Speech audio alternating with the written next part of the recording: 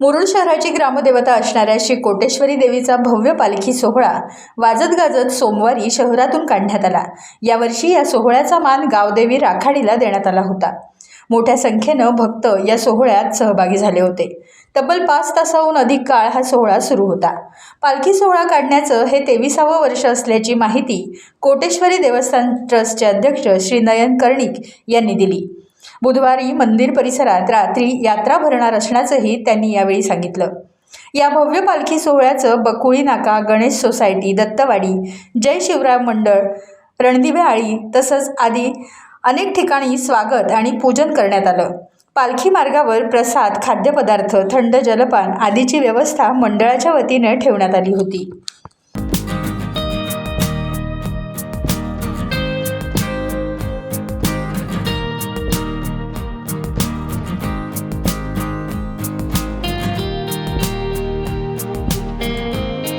Times डिजिटलला like करा, share करा, subscribe करा आणि बेल आयकॉन दाबायला विसरू नका।